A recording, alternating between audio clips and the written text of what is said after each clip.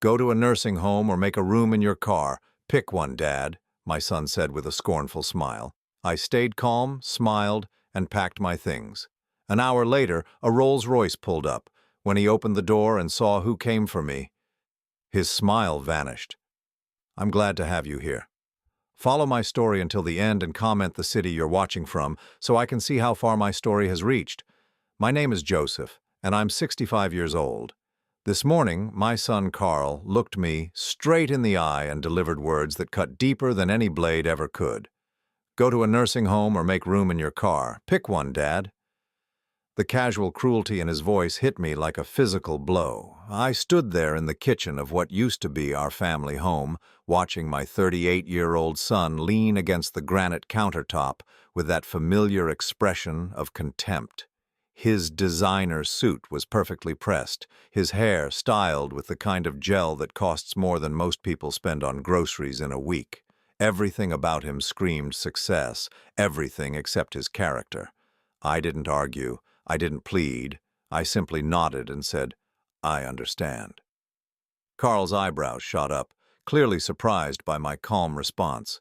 I think he expected tears, maybe begging, perhaps some dramatic scene where I'd remind him of all the sacrifices I'd made over the years. But I'd learned long ago that words rarely change a hardened heart, and Carl's heart had turned to stone somewhere along the way. Just like that, he asked, his voice carrying a note of disappointment. Maybe he wanted the drama. Maybe he needed to feel more justified in what he was doing. Just like that, I replied, already mentally cataloging what I'd need to pack. I walked past him toward the stairs, my feet heavy on each step. Behind me, I heard him mutter something to his wife Jessica about how I was finally being reasonable for once. Jessica laughed, that brittle sound she made when she was nervous or trying too hard to fit in. She'd never liked me, not since the day Carl brought her home 5 years ago. To her, I was just an obstacle between her and complete control over Carl's life. My bedroom felt smaller than usual as I pulled out the old leather suitcase from under the bed. The same suitcase I'd used 35 years ago when I first moved to this town, young and hopeful, carrying nothing but dreams and a determination to build something meaningful for my future family.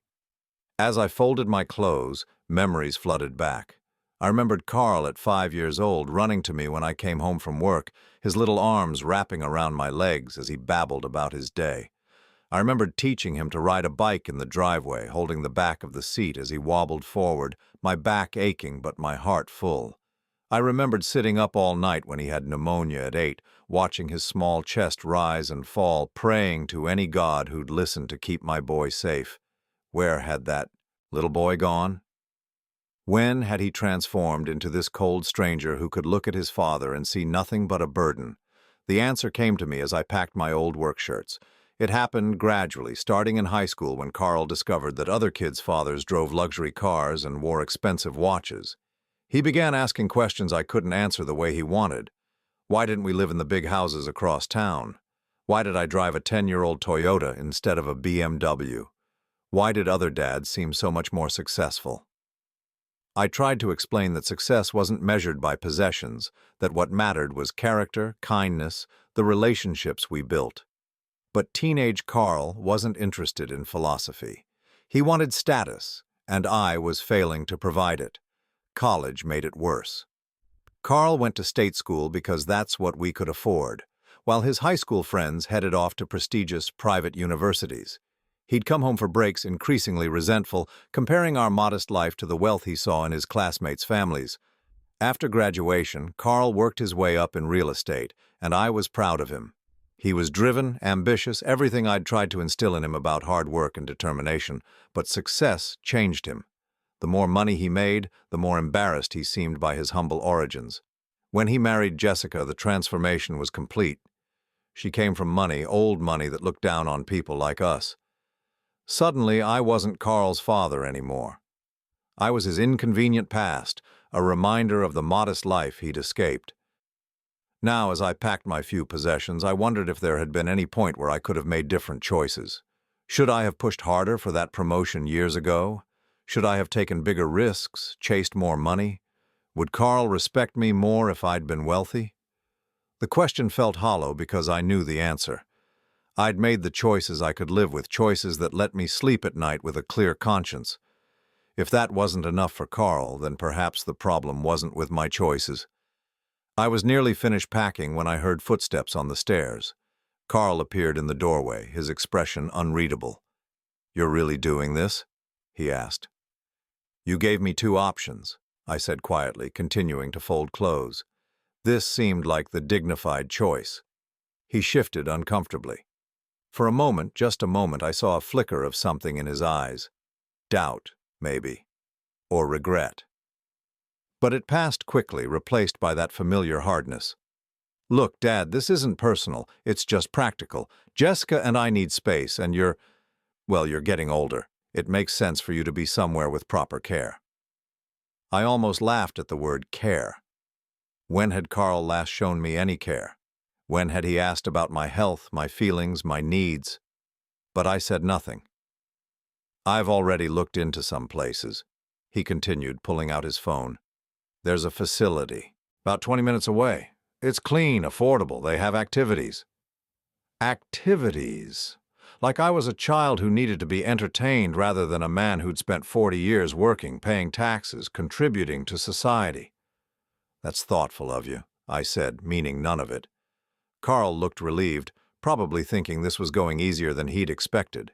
He started to leave, then turned back. "Dad, this really is for the best. You'll see." I met his eyes and smiled, a genuine smile that seemed to confuse him. "I'm sure you're right, son." And in a way, he was. This was for the best, though not for the reasons he imagined. As I finished packing, I felt something I hadn't experienced in years, a sense of anticipation. Change was coming, and maybe, just maybe, it would bring clarity to a situation that had been clouded for far too long. I closed the suitcase and took one last look around the room where I'd slept for over 3 decades. Tomorrow, everything would be different. The question was, would Carl be ready for just how different it would be? The next morning came too soon and not soon enough. I was awake before dawn, sitting on the edge of the bed I'd slept in for the last time, watching the first gray light of morning filter through curtains I'd hung myself 22 years ago. Carl had left early for work, probably to avoid any awkward goodbyes. Jessica had made herself scarce too, though I heard her moving around downstairs, no doubt mentally redecorating the space I was vacating. I had a few hours before my departure, and something pulled me toward the attic. I hadn't been up there in years, but suddenly I felt an overwhelming need to retrieve something I'd stored away long ago, something I'd hoped never to need again. The attic ladder creaked under my weight as I climbed up into the dusty space. Boxes lined the walls, labeled in my careful handwriting: Christmas decorations, Carl's school projects, photo albums. But I wasn't looking for any of those. I was looking for a small metal filing cabinet pushed into the far corner, hidden behind old furniture and forgotten memories. It took me 20 minutes to move enough stuff to reach it. When I finally pulled it free, my hands trembled as I opened the top drawer. Inside, exactly where I'd left them 35 years ago, were the documents that told the real story of who Joseph Wellington actually was. The first document was a birth certificate, but not the one Carl had seen when he needed it for his passport. This was the original, bearing the name Joseph Marcus Wellington III, born in Newport, Rhode Island, to Joseph Marcus Wellington II and Eleanor Vanderbilt Wellington. The same Wellington family that owned half of downtown Providence and had summer homes that appeared in architectural magazines. The second document was a trust fund statement dated 35 years ago, showing a balance that made my hands shake. Even then, it had been worth $8 million. God only knew what it was worth now with 35 years of compound interest and careful management. The third document was the one that hurt the most to read, even after all these years. It was a letter, written in my own handwriting, to my parents' lawyer. In it, I formally renounced my claim to the Wellington inheritance, asking that my name be removed from all family trusts and legal documents. I wanted nothing that connected me to the cold, sterile world I'd grown up in. I was 28 when I wrote that letter, devastated by my wife Sarah's death and determined to raise Carl somewhere far from the suffocating expectations and hollow values of old money. Sarah had been different from the women in my family's social circle. She'd been warm, genuine, interested in people rather than profit margins. When she died in that car accident, taking our unborn daughter with her, I'd felt like my world ended. My parents hadn't helped. Tragic, of course, my mother had said at the funeral, but now you can move forward. The Ashford girl would be suitable, or perhaps someone from the Morgan family. She'd been talking about remarrying before we'd even buried Sarah. That's when I'd made my decision. I liquidated my small personal inheritance, the money that was mine outright rather than tied up in family trusts. It gave me about $400,000, enough to disappear completely. I changed my name from Wellington to Hartwell, moved to this small town in Ohio, and set about creating a new life built on different values. I'd worked as a high school history teacher, then eventually as a principal. The work was meaningful, the pay modest but sufficient. I lived quietly, raised Carl to appreciate simple things, tried to instill in him the values I wished I'd learned growing up. Hard work, humility, kindness to others regardless of their bank account balance. What I'd never told him was that every month on the 15th I received a certified letter from Whitmore, Blackstone & Associates, my family's law firm. They'd been tracking me all these years, sending updates on the trust funds I'd abandoned. My father had died 12 years ago, my mother 8 years ago. My younger brother had died in a skiing accident 5 years ago, childless. The letters had become increasingly urgent in recent years. I was the last Wellington heir. The family fortune, now worth hundreds of millions, was sitting in trusts with no one to claim it. The lawyers were required by law to continue attempting to contact me until I officially claimed or permanently declined the inheritance. I'd ignored every letter, filed them away in this cabinet without opening most of them. Money hadn't been able to buy my parents' love or genuine happiness. It hadn't saved Sarah or our daughter. What good would it do me now? But as I sat in that dusty attic, reading through documents that proved I could have given Carl everything he'd ever wanted materially, I began to see my choice differently. Had I been noble in rejecting wealth, or had I been selfish? Had I deprived my son of opportunities by forcing him to grow up poor when I could have provided for him in ways most people could only dream of? The guilt was overwhelming. All those times Carl had complained about our modest lifestyle, all those moments when he'd seemed embarrassed by our simple home and my ordinary job, he'd been right to feel resentful. I'd been sitting on a fortune that could have sent him to any college, bought him any car, given him entry to social circles he'd yearned to join. But even as the guilt washed over me, I remembered why I'd made that choice. I'd wanted Carl to have something my wealth could never have given him. Character shaped by struggle, empathy developed through understanding what it meant to work for what you had, humility that came from not being handed everything on a silver platter. Looking at who Carl had become, working his way up through real estate, I'd thought my approach had succeeded. He was driven, ambitious, successful on his own merits. But this morning's conversation had shown me the truth. Carl hadn't developed character despite our modest circumstances. He'd developed resentment. All those years, he'd been ashamed of me, of us, of the life I'd chosen for him. I pulled out the most recent letter from the law firm, dated just 6 weeks ago. This one was different from the others. It wasn't just an update on trust fund balances. It was a notification that after 40 years of patient waiting, the firm was prepared to take final action. If I didn't respond within 60 days, they would publish legal notices in major newspapers, effectively forcing me to claim the inheritance or watch it go to charity according to the original trust documents. 60 days. I checked the date. 53 days had already passed. In 1 week, my face would be in newspapers across the country as lawyers tried to track down the missing Wellington heir. I sat back against a dusty box, papers scattered around me, and tried to process what this meant. Carl was throwing me out because he saw me as a burden, a poor old man with no resources and nowhere to go. In 1 week, he'd discover that his failure of a father was actually one of the wealthiest men in New England. The irony was almost too much to bear. For 35 years, I'd lived simply by choice, teaching Carl that money wasn't the measure of a man's worth. And now, as he rejected those values and rejected me, fate was preparing to prove just how wrong his assumptions had been. But what should I do with this knowledge? Part of me wanted to march downstairs and throw these documents in Carl's face to show him exactly what kind of fool he was being. But that would be petty, vengeful, everything I'd tried not to be. Another part of me wanted to continue ignoring the inheritance, to let it go to charity as I'd always planned. If Carl could only love me for my money, then perhaps he wasn't worth saving anyway. But as I sat there surrounded by the evidence of my hidden past, I began to think about a third option. What if this wasn't about punishment or reward? What if this was simply about truth? Carl had made his choice based on incomplete information. Didn't he deserve to know who his father really was before he finalized his decision to throw me away? I carefully gathered the documents and placed them back in the filing cabinet. I wasn't ready to make any decisions yet.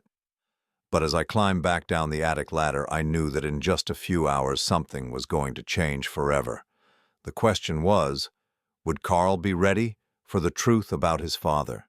And more importantly, would I be ready for his reaction when he learned that everything he thought he knew about our family had been a carefully constructed lie?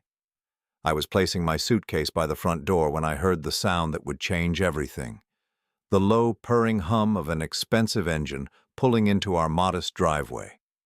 I glanced out the window and felt my breath catch in my throat. A pristine black Rolls-Royce Phantom sat in the driveway like something from another world. Its chrome gleamed in the afternoon sun, the Spirit of Ecstasy hood ornament catching the light as if announcing the arrival of royalty. In our neighborhood of middle-class homes and 10-year-old sedans, it looked as out of place as a diamond in a coal mine. I heard Jessica's sharp intake of breath from the kitchen. "Carl," she called out, her voice tight with curiosity and something else. Fear, maybe. "There's a Rolls-Royce in our driveway." Carl appeared from his home office, still in his shirt and tie from his morning meetings, his face wearing the same expression of bewildered concern that I imagined was on mine. Well, almost the same expression. Unlike Carl, I had a growing suspicion about who might be stepping out of that magnificent vehicle. The driver's door opened with the whispered precision that only comes from German engineering and meticulous craftsmanship. But it wasn't a chauffeur who emerged. It was a woman in her early 50s, impeccably dressed in a tailored navy blue suit that probably cost more than most people made in 3 months. Her silver hair was pulled back in an elegant chignon, and she moved with the confident grace of someone accustomed to boardrooms and country clubs. I recognized her immediately, even though 35 years had passed since I'd last seen her. Margaret Whitmore, senior partner at Whitmore, Blackstone and Associates, and the lawyer who had been sending me those certified letters for decades. "Dad," Carl said slowly, not taking his eyes off the woman approaching our front door, "do you know who that is?" Before I could answer, the doorbell rang. Not the sharp buzz of our ordinary doorbell, but somehow even that sounded more dignified when announced by Margaret Whitmore's presence. Carl shot me a confused look, then walked to the door. I followed, my heart pounding in a way it hadn't in years. Behind us, Jessica hovered like a moth drawn to flame, her earlier coldness toward me temporarily forgotten in the face of this mystery. Carl opened the door to find Margaret standing there with a manila folder in her manicured hands and an expression of professional warmth that I remembered well from my youth. "Good afternoon," she said in the crisp Boston accent that spoke of Harvard law and old money breeding. "I'm Margaret Whitmore from Whitmore, Blackstone and Associates. I'm looking for Mr. Joseph Hartwell." The silence that followed was deafening. Carl's mouth opened and closed without sound. Jessica pressed closer, her eyes wide with questions she didn't know how to ask. "That would be me," I said quietly, stepping forward. Margaret's composed expression cracked just slightly, revealing what might have been relief or satisfaction. "Mr. Hartwell," she said, and then her voice softened almost imperceptibly. "Or should I say Mr. Wellington?" The name hung in the air like a bomb waiting to explode. Carl's head snapped toward me, his face cycling through confusion, disbelief, and something that might have been panic. "I'm sorry, there must be some mistake," Carl said quickly, his real estate training kicking in as he tried to manage an impossible situation. "My father's name is Joseph Hartwell, not Wellington, and we certainly don't know anyone from—" He glanced at the business card Margaret had handed him, his voice faltering as he read the letterhead. "Whitmore, Blackstone and Associates." Margaret's smile was patient, the kind lawyer's perfect when dealing with complicated family situations. "There's no mistake, Mr. Hartwell. Your father and I have a great deal to discuss." She turned to me. "Mr. Wellington, I've been trying to reach you for quite some time. May I come in?" I could feel Carl's eyes boring into me, demanding explanations I wasn't ready to give. Jessica had gone completely pale, as if she'd suddenly realized that the poor old man she'd been so eager to see gone might not be quite what he seemed. "Of course," I said, stepping back to let Margaret enter. "Please come in." She walked into our modest living room with the same composure she'd have shown entering a palace. Her eyes took in everything. The furniture we'd bought at discount stores, the family photos in frames from the drugstore, the simple lifestyle I'd chosen and maintained for 35 years. "This is quite charming," she said, and I could tell she meant it. Margaret had always been able to appreciate authenticity, even when it came wrapped in simplicity. Carl was still standing by the door, the business card clutched in his hand like a lifeline. "I don't understand what's happening here," he said, his voice tight. "Dad, who is this woman? What does she want?" Margaret looked at me expectantly. This was my moment, my choice. I could ask her to leave, continue. The charade let Carl throw me out as planned. Or I could let 35 years of carefully maintained secrets finally see the light of day. "Margaret," I said slowly, "this is my son Carl and his wife Jessica." "Carl, Jessica, this is Margaret Whitmore. She represents the Wellington family legal interests." "Wellington," Carl repeated the name like he was tasting something unfamiliar. "Dad, what are you talking about? Our name is Hartwell." Margaret opened her folder and pulled out a document. "Actually, Mr. Hartwell, your father's legal name is Joseph Marcus Wellington III. He's the sole surviving heir to the Wellington family fortune." She paused, letting that sink in before continuing. "I'm here to inform him that the trust funds established by his grandfather and managed by our firm for the past 40 years have reached a point where legal action is required." Jessica made a small, strangled sound. Carl just stared, his face going through a fascinating array of expressions as his brain tried to process information that didn't fit into any category he understood. "Trust funds," he said faintly. "Multiple trust funds," Margaret confirmed. "Real estate holdings, investment portfolios, business interests. The total current value is approximately—" She consulted another document. $467 million. The silence that followed was so complete, I could hear the neighbor's dog barking 3 houses away. Jessica sat down heavily on our old couch, her face the color of ash. Carl remained frozen by the door, still holding Margaret's business card.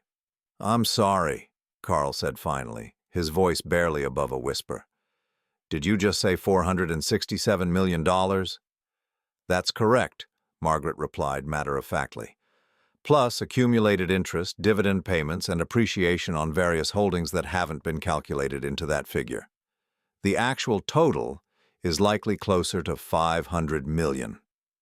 Carl turned to me, and for the first time in years, I saw him truly look at me. Not through me, not past me, but at me. The man he'd dismissed as a failure, a burden, someone whose modest teacher's pension wasn't worth the space I took up in his house. "Dad," he said, his voice cracking slightly, "is this real?" Before I could answer, Margaret continued, "Your father renounced his claim to the family fortune 35 years ago. We've been attempting to contact him ever since, as required by law. The trust documents specify that if no claim is made by his 43rd birthday, the funds will be distributed to designated charities." She looked at me with something that might have been admiration. That deadline passed 22 years ago, but we've continued attempting contact out of professional courtesy. But now, she continued, the last remaining family member, your father's brother Charles, passed away 5 years ago. Mr. Wellington is the sole surviving heir, and Massachusetts law requires us to make a final formal attempt at contact. If he doesn't respond within 7 days, the inheritance will be permanently transferred to charity. 7 days. The same timeline I'd calculated from the letter in the attic. Carl was staring at me like he'd never seen me before. "Dad," he said slowly, "you're telling me that this morning when you said I could choose between a nursing home or your car, you were sitting on $500 million?" I met his eyes, seeing confusion, disbelief, and something else beginning to dawn. Recognition, perhaps, of just how badly he'd misjudged the situation. "That's exactly what I'm telling you, son." The weight of that truth settled over the room like a heavy blanket. 35 years of sacrifice, of choosing principle over comfort, of raising my son to value character over wealth, all of it leading to this moment when everything he thought he knew about his father crumbled around him. Margaret was watching this family drama unfold with the professional detachment of someone who'd seen similar scenes play out in wealthy families before. But I could see the question in her eyes. The same question that was probably racing through Carl's mind. What was I going to do now? The silence in our living room was broken only by the steady tick of the old grandfather clock I'd bought at a yard sale 15 years ago. Carl was still standing by the door, Margaret's business card trembling in his hand, while Jessica sat on our worn couch looking like she might faint at any moment. Margaret opened her briefcase and pulled out a thick stack of documents. "Perhaps," she said diplomatically, "we should sit down and discuss the specifics." I took my usual chair, the one with the small tear in the armrest that I'd been meaning to repair for months. Margaret sat across from me, with the poise of someone accustomed to delivering life-changing news. Carl finally moved, walking slowly to the couch beside his wife, his eyes never leaving my face. "Before we continue," I said, looking directly at Carl, "you should understand why I never told you any of this." Carl's jaw worked silently for a moment before he found his voice. "I think I'd like to hear that explanation. Yes." I took a deep breath, feeling the weight of 35 years of secrecy. "When your mother died, I was 28 years old and completely lost. I'd grown up in a world where money solved everything except the things that actually mattered. Love, genuine relationships, real purpose. My parents saw your mother's death as an inconvenience, something to be managed and moved past as quickly as possible." Margaret nodded slightly as if she remembered the family dynamics I was describing. "I decided I wanted something different for you," I continued. "I wanted you to grow up understanding the value of work, of earning what you had, of measuring success by character rather than bank account balance." Carl's face had gone through several shades of red. "So you let me think we were poor? You let me work my way through state school when you could have sent me to Harvard? You watched me struggle to build my business when you had enough money to buy the entire real estate market?" "I watched you become strong," I said quietly. "I watched you develop work ethic and determination. I watched you build something real with your own hands." "That's insane," Carl exploded, jumping to his feet. "Do you have any idea what I went through? The embarrassment, the struggle, the nights I stayed awake worrying about money?" Margaret cleared her throat gently. "If I may," she interjected, "perhaps I could explain exactly what your father gave up when he walked away from the Wellington family." She opened the first folder and spread several documents across our coffee table. "The Wellington Trust was established in 1897 by your great-great-grandfather, who made his fortune in shipping and later railroads. By the time your father was born, the family controlled significant portions of downtown Providence, Boston, and Newport."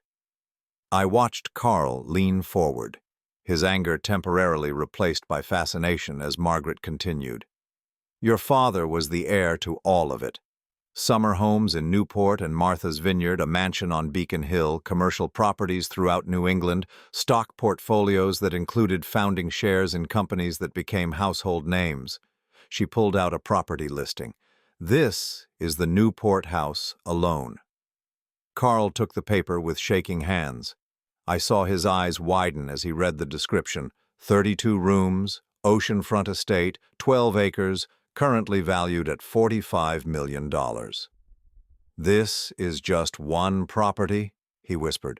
One of 7 primary residences, Margaret confirmed, plus the commercial holdings, the investment portfolios, and the art collection. Jessica had finally found her voice. Art collection? Margaret smiled. Monet, Renoir, several Picassos. The insurance valuation alone is over $60 million. I watched my son process this information, saw him trying to reconcile the father he'd known with the man Margaret was describing. The poor high school principal who drove a 10-year-old Toyota was actually heir to an art collection worth more than most people could comprehend. But there's more, Margaret continued, pulling out another set of documents. The Wellington Foundation, established by your grandfather, has been operating for 40 years without your father's input. They fund scholarships, medical research, disaster relief. Under the terms of the trust, if your father claims his inheritance, he also becomes chairman of a foundation that distributes approximately $20 million annually to charitable causes. Carl sank back onto the couch, his face pale. $20 million a year. To charity. Your father could have been making those decisions for decades, Margaret said, choosing which causes to support, which research to fund, which communities to help.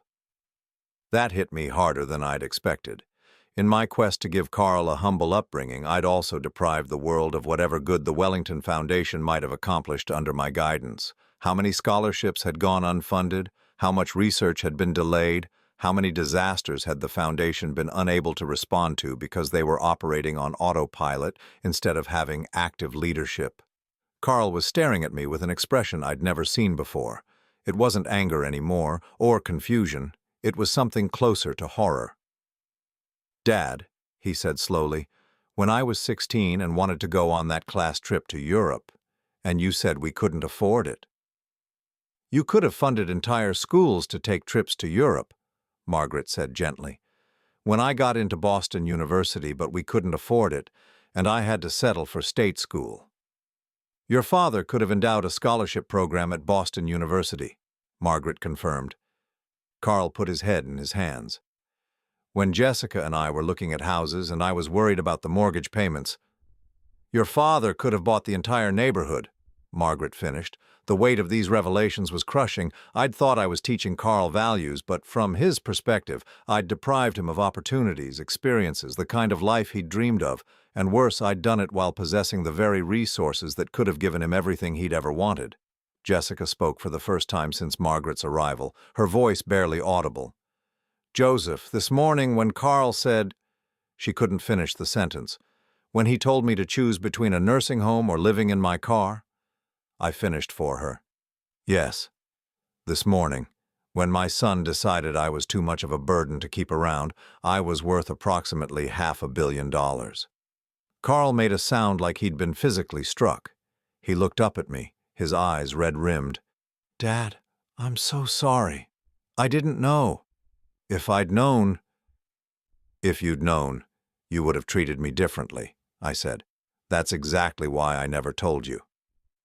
Margaret was watching this exchange with professional interest, but I could see something else in her expression, approval maybe, or respect for the choice I'd made, even if it had led to this painful moment.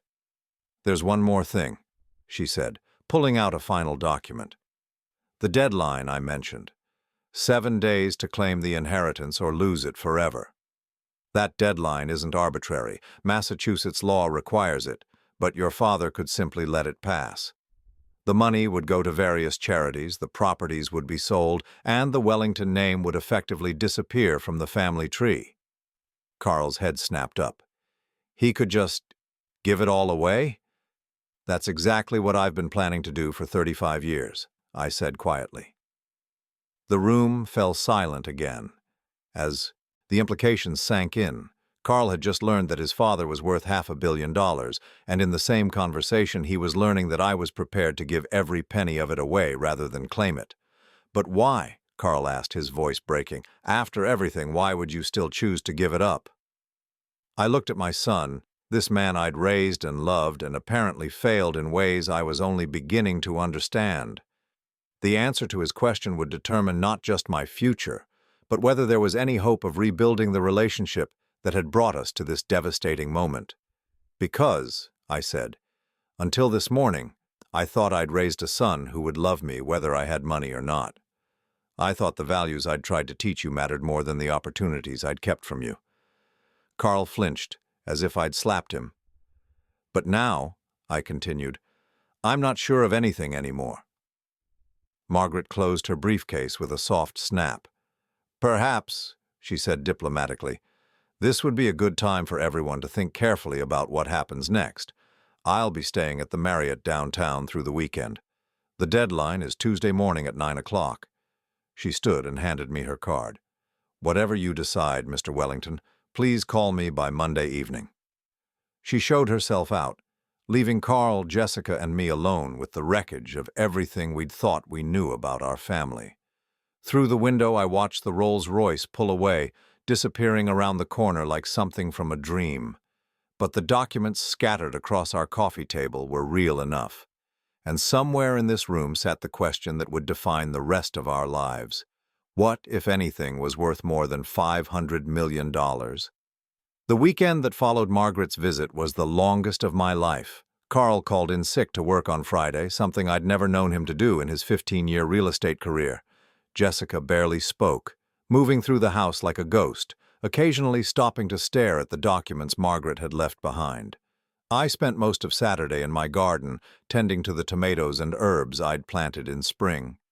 There was something grounding about having my hands in the soil, something real about coaxing life from the earth that helped me process the magnitude of what had been revealed. But even there, I couldn't escape the weight of the decision ahead of me. Carl found me there Sunday morning, sitting on the old wooden bench I'd built myself 5 years ago. He looked like he hadn't slept, his usually immaculate appearance replaced by rumpled clothes and several days of stubble. "Dad," he said quietly, settling beside me on the bench that creaked under our combined weight. "We need to talk." I set down my coffee mug and waited. Over the past 48 hours, I'd imagined this conversation a dozen different ways. Carl apologizing, Carl demanding explanations, Carl angry that I'd deceived him. But when he finally spoke, his words caught me completely off guard. "I've been thinking about Mom," he said. I felt my breath catch. We rarely talked about Sarah. After she died, Carl had been so young, and as he grew older, the topic became too painful for both of us to navigate. "I barely remember her," Carl continued, "but I remember how she used to look at you, like you were the most important person in the world, like nothing else mattered as long as you were there." I closed my eyes, remembering Sarah's smile, the way she'd light up when I walked into a room. "I used to wonder," Carl said, his voice getting quieter, "what happened to that man? The one Mom loved so much, because the father I grew up with, he was distant, sad, like he was carrying some terrible weight." "I was," I said simply. Carl nodded. "I know that now. You weren't just grieving Mom. You were grieving the life you'd given up, the family you'd walked away from, the world you'd left behind, and you did it all for me." I turned to look at him, surprised by the understanding in his voice. "I also know," he continued, "that I became everything you were trying to protect me from, shallow, materialistic, measuring worth by bank account balances. I became exactly like the people you'd escaped." The truth of that hit me like a physical blow. My son, the boy I'd raised to value character over wealth, had indeed become the very thing I'd feared. But hearing him say it, seeing the recognition in his eyes, gave me hope that maybe it wasn't too late. "Carl," I started, but he held up a hand. "Let me finish. I need to say this." He took a shaky breath. "Yesterday, when that woman left, Jessica and I had the biggest fight of our marriage. She wanted me to convince you to take the money to make sure our family got a piece of it. She actually suggested I should contest any will you might write, make sure I inherited everything when you died." I felt a chill run down my spine. That's when I realized, Carl continued, that I'd married someone who saw people the same way I'd been seeing you, as assets to be managed, problems to be solved, resources to be exploited. He paused, running his hands through his hair. She didn't marry me, Dad. She married what she thought I could become, and I didn't love you. I loved what I thought you should have been. Tears were streaming down his face now, and I felt my own eyes burning. I told her I wanted you to give it all away, he said. Every penny.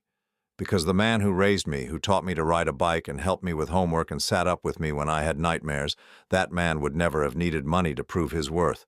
And if I can't love that man without a bank statement attached, then I don't deserve to be his son. I reached over and pulled Carl into a hug, the first real embrace we'd shared in years. He sobbed against my shoulder like the little boy he'd once been, and I felt something healing between us that I'd thought was broken forever. When we finally separated, Carl wiped his eyes and gave me a watery smile. So that's my vote. Give it all away. Be the man Mom fell in love with, the man who chose principle over comfort. Don't let people like me and Jessica change who you are. I sat back, overwhelmed by my son's words. This was what I'd wanted to hear, wasn't it? Proof that the values I'd tried to instill had taken root somewhere deep inside him, even if they'd been buried under years of resentment and materialism. But as I looked at Carl, really looked at him, I saw something else. Dark circles under his eyes that spoke of more than just a sleepless weekend. A tension in his shoulders that suggested stress beyond what our family drama could account for. Carl, I said gently, is everything all right? With work, I mean? With your finances? His composure cracked just slightly. Why do you ask? Because I know you, son. I know when you're worried about something beyond what we're dealing with right now. Carl was quiet for a long moment, staring at his hands. When he finally spoke, his voice was barely above a whisper. The market's been rough this year, really rough. I made some investments, took some risks that I thought would pay off. He looked up at me, shame written across his face. I'm in debt, Dad. Serious debt. The kind that keeps you awake at night wondering if you're going to lose everything. My heart sank. How serious? $600,000. Credit cards, business loans, a second mortgage on the house that Jessica doesn't know about. He let out a bitter laugh. Ironic, isn't it? Here you are sitting on $500 million, and I'm about to lose the house I kicked you out of. Suddenly, his cruel words from Friday morning made more sense. The stress, the anger, the desperate need to reduce expenses by getting rid of his father. Carl hadn't just been ashamed of me. He'd been drowning, and in his panic, he'd tried to throw me overboard to save himself. Why didn't you tell me? I asked. Carl looked at me like I'd lost my mind. Tell you what, that your successful real estate agent's son was actually a failure? That I couldn't even manage my own finances? You would have tried to help, and we both know you didn't have anything to help with. At least I thought you didn't. I stood up from the bench and walked to the edge of my garden, looking out over the modest backyard where I'd spent so many peaceful hours. Behind me, Carl was quiet, probably thinking he'd just confessed his failures to a father who was about to walk away with more money than either of them could spend in a lifetime. But I wasn't thinking about the money. I was thinking about the choice ahead of me, and how it had suddenly become much more complicated than principle versus pragmatism. Carl, I said, turning back to face him, what if I told you there was a third option? He looked up, confusion in his eyes. What do you mean? I walked back to the bench and sat down, my decision crystallizing as I spoke. What if I claimed the inheritance, but not for the reasons you might think? Carl was very still, waiting for me to continue. Margaret mentioned the Wellington Foundation, $20 million a year in charitable giving but operating without real leadership for 40 years. I paused, choosing my words carefully. What if someone took that responsibility seriously? What if someone used that money to actually make a difference in the world? You're talking about keeping it, Carl said slowly. I'm talking about stewarding it, I corrected, being responsible for it. using it the way it was meant to be used. Carl was quiet for a long moment, processing what I was suggesting. And what about my situation? I looked at my son, this man who had hurt me deeply but who had also just shown me that somewhere inside him lived the boy I'd raised with love and hope. That would depend, I said, on whether you're ready to earn whatever help you might receive, whether you're prepared to work for redemption rather than just expecting it to be handed to you. Carl's eyes widened as he began to understand what I was offering. Not just forgiveness, but a chance to prove himself worthy of it. "What did you have in mind?" he asked quietly. "Come with me to Boston," I said. "Meet Margaret officially. Learn about the foundation, the businesses, the responsibilities that come with the Wellington name. If you can show me that you understand what stewardship means, that you're committed to using wealth as a tool for good rather than a measure of personal worth, then maybe we can work together to build something meaningful." Carl was staring at me with an expression of amazement and hope. "You'd give me that chance? After everything I said, everything I did?" "You're my son," I said simply. "And despite everything, you just proved to me that the man I tried to raise is still in there somewhere. The question is, are you ready to let him out?" Carl didn't answer with words. Instead, he reached into his pocket and pulled out his phone. Without hesitation, he scrolled through his contacts and pressed a number. I watched as he held the phone to his ear, his jaw set with determination. "Jessica," he said when she answered, "we need to talk. About us, about what we both want from this marriage, and about whether we can build something real together or if we're just two people using each other." He paused, listening to her response. "No, this conversation can't wait. Come home. Now." When he hung up, he looked at me with something I hadn't seen in his eyes for years. Respect. "When do we leave for Boston?" he asked. I smiled, feeling hope bloom in my chest for the first time in decades. "Tomorrow morning." Margaret said she'd be waiting for my call. As we sat there in my simple garden, surrounded by vegetables I'd grown with my own hands, I realized that sometimes the most important inheritances aren't left in wills or trust funds. Sometimes they're passed down through second chances, through the courage to choose love over pride, through the wisdom to understand that true wealth lies not in what we possess, but in what we give. Tomorrow we would begin the complicated process of claiming the Wellington legacy, but today I had already reclaimed something far more precious. My son. 6 months later, I stood on the balcony of the Wellington mansion on Beacon Hill, watching the Boston harbor sparkle in the late afternoon sun. The view was breathtaking, stretching from the harbor to the distant blue hills, but what took my breath away wasn't the scenery. It was the sound of Carl's voice drifting up from the garden below, where he was on a conference call with the Wellington Foundation's Education Committee. "No, I don't think we should fund that program," he was saying, his tone patient but firm. "The overhead costs are too high, and we haven't seen measurable outcomes from similar initiatives. What if we redirected those funds to the literacy program in Dorchester? The results there have been exceptional." I smiled, remembering the man who 6 months ago would have approved any proposal that made him look generous, without caring about actual impact. The transformation hadn't been instant or easy, but it had been real. The first few weeks after we'd arrived in Boston had been the hardest of both our lives. Margaret had been gracious but thorough in her introduction to the Wellington legacy. She'd walked us through every property, every investment, every charitable commitment. Carl had been overwhelmed by the scope of it all, and I'd been overwhelmed by the weight of responsibility I'd avoided for 35 years. The mansion alone had been almost too much to bear. 32 rooms filled with priceless antiques and family portraits of Wellingtons dating back to the Revolutionary War. A library containing first editions that scholars would kill to examine. Staff quarters that housed a team of people who had been maintaining the property for decades, waiting for the family to return. Carl had walked through it all in stunned silence, occasionally stopping to touch a piece of furniture or stare at a painting. In the master bedroom, he'd found a portrait of my parents that had been painted when I was about his age. He'd stood there for 20 minutes studying my father's face, looking for some resemblance to the grandfather he'd never known. "They look cold," he'd said finally. "They were," I'd replied. But it was the foundation offices that had really changed everything. Located in a brownstone in Back Bay, the Wellington Foundation occupied 4 floors of what had once been my grandfather's private offices.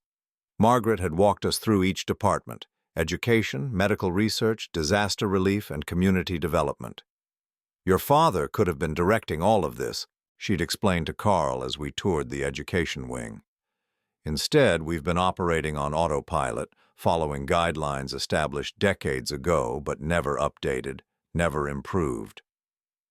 That's when Carl had asked the question that showed me he was truly ready to change. What could we have accomplished if Dad had been involved all along? The answer had been sobering. Thousands of scholarships that could have been funded, but weren't. Medical research that could have advanced faster with proper leadership. Disaster relief that could have been more efficient and effective. 35 years of missed opportunities to make a real difference in the world. Carl had thrown himself into understanding the Foundation's work with the same intensity he'd once applied to real estate. He'd read every annual report, studied every program, interviewed staff members who had been waiting decades for someone from the family to show real interest in their work. The breakthrough had come during his 3rd week, when he'd visited the scholarship recipients at a high school in Roxbury. I'd watched him talk to teenagers who had been given opportunities they never would have had without the Foundation's support. One girl, Maria, had told him how the Wellington Scholarship had allowed her to attend MIT, where she was now studying biomedical engineering. "I want to cure cancer," she'd said simply, "and your family made that dream possible." Carl had come home that night and found me in the library, reading through old Foundation records. "Dad," he'd said, settling into the chair across from me, "I understand now. This isn't about money, it's about responsibility. It's about using what we have to create opportunities for people who wouldn't have them otherwise." From that moment forward, Carl had approached the Foundation work not as an obligation or a way to earn my approval, but as a calling. He'd identified inefficiencies, proposed new programs, and begun building relationships with community leaders who had been waiting years for the Foundation to become more responsive to actual needs. The business side had been more challenging. The Wellington family had significant holdings in companies ranging from shipping to technology, and I'd had to learn quickly how to be an effective steward of those investments. Carl had surprised me by showing real aptitude for the strategic thinking required, but more importantly, he'd brought a moral compass to the decision-making process. When we'd discovered that one of our portfolio companies had questionable labor practices, Carl had been the one to insist we either force changes or divest entirely. When another company had proposed a merger that would have been profitable but would cost hundreds of jobs, Carl had argued for a different approach that protected the workers. "If we're going to be wealthy," he'd said during one particularly heated board meeting, "we're going to be ethical about it." The personal changes had been just as dramatic. Jessica had left him after 2 weeks once it became clear that Carl was serious about building a life based on service rather than status.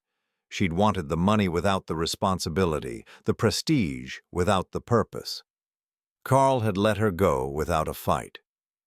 "I married the wrong person for the wrong reasons," he'd told me the night she moved out. "But maybe now I can become the right person for someone else someday." He'd moved into the mansion with me, not because he needed a place to live, but because we'd discovered that after 35 years of distance, we enjoyed each other's company.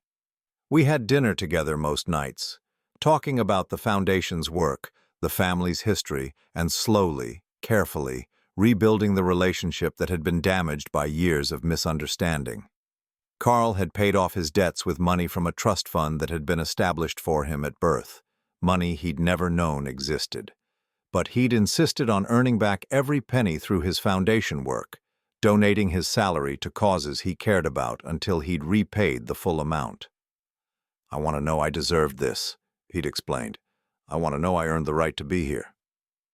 Now, 6 months later, I watched him finish his conference call and look up at the balcony where I stood. He waved, and I could see the contentment in his expression, the peace that came from meaningful work and clear purpose. My phone rang, pulling me from my thoughts. Margaret's name appeared on the screen. "Joseph," she said when I answered, "I have news that I think you'll find interesting." "Good news or bad news?" I asked. "Good news. Exceptional news, actually." I could hear the smile in her voice. The Wellington Foundation's education initiative that Carl developed has been selected as a model program by the Department of Education. They want to implement it nationally. I felt a surge of pride that had nothing to do with money and everything to do with watching my son discover his true potential. "There's more," Margaret continued. "3 other major foundations have reached out about partnering with us on Carl's community development proposal. If we move forward, we could impact over 1 million lives in the next 5 years." I looked down at Carl, who was now walking through the garden, stopping to examine the roses that had been planted by my great-grandmother decades ago.